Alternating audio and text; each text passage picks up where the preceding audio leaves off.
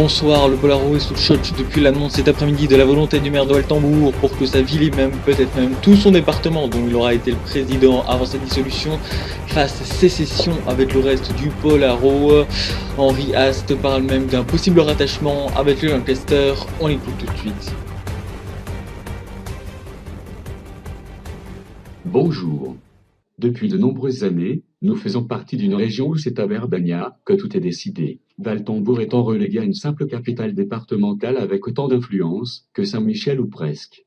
Seulement nous ne sommes pas une ville de 52 000 habitants, nous sommes 1 100 000 personnes à vivre dans cette ville et nous sommes ignorés par Verbania et Galax.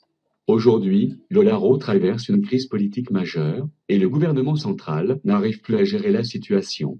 Avec son projet de Troisième République, Aurélien Castle veut donner plus de pouvoir aux régions. À quelle région? Nous servons juste à faire joli dans le paysage national. Quand on demande quelque chose, on nous sourit ou presque.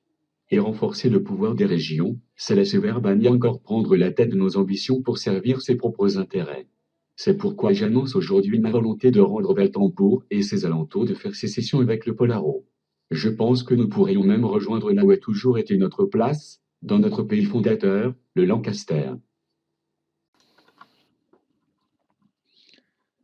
Vous avez donc pu l'entendre, Henri Ast a des mots très durs à l'encontre du gouvernement, mais également de Verbania, la capitale régionale avec laquelle Waltembourg a toujours été un peu en rivalité.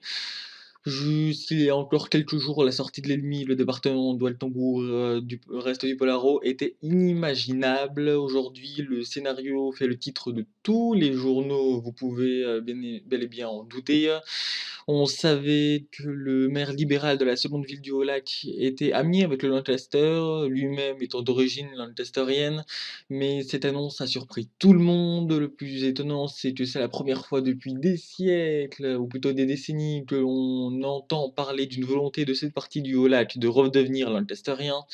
Le parti demandant cette annexion, justement, n'avait jamais pu obtenir de siège ni à l'Assemblée régionale ni départementale.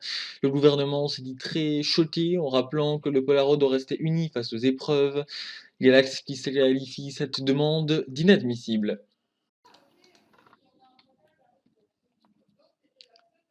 La seconde information à retenir aujourd'hui, c'est aussi les manifestations gigantesques qui ont eu lieu dans tout le Polaro.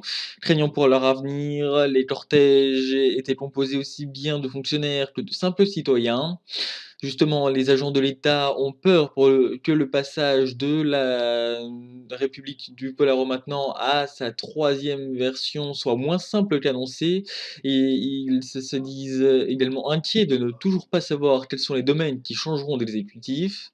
Par exemple, les professeurs ou encore les personnels hospitaliers ont peur que si leur charge soit aux désormais nouvelles provinces, des changements de salaire soient effectués dans la même dynamique, voire peut-être même au pire, que si leurs domaines ne font pas partie des priorités de la province, que des suppressions de postes aient lieu.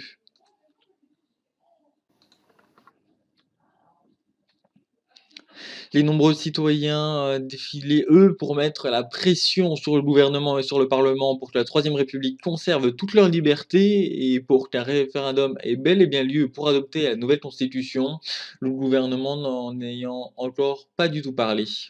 C'est la fin de notre édition, merci et bonsoir.